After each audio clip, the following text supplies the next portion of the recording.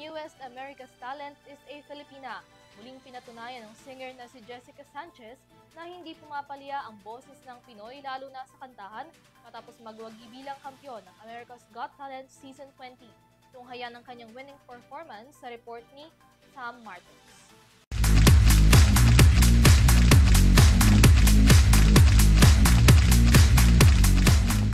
Dumako naman tayo sa mundo ng entertainment para sa ating balitang showbiz. Pinoy Pride dahil itinanghal na ang bagong grand champion ng Season 20 ng America's Got Talent walang iba kundi ang Filipino-American singer na si Jessica Sanchez.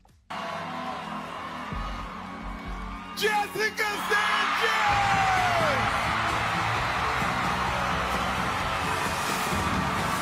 Yan ang kapanapanabik na announcement na naganap sa kakatapos lang na America's Got Talent Season 20.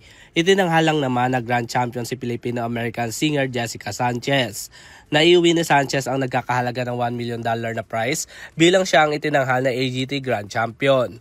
Nagpasalamat naman ang singer ngayong araw sa kanyang mga tagahanga sa pamamagitan ng kanyang live sa kanyang social media account. Yeah, I just wanted to get on here and thank you guys so much for everything. I don't know if I haven't watched anything back yet, but samantala kinanta naman ni Jessica ang rendition ng kantang Die With A Smile kung saan ito ang kanya naging winning song. At yan ang ating balitang entertainment. Muli ako si Sam Martos, balik sa inyo Mia at Henry.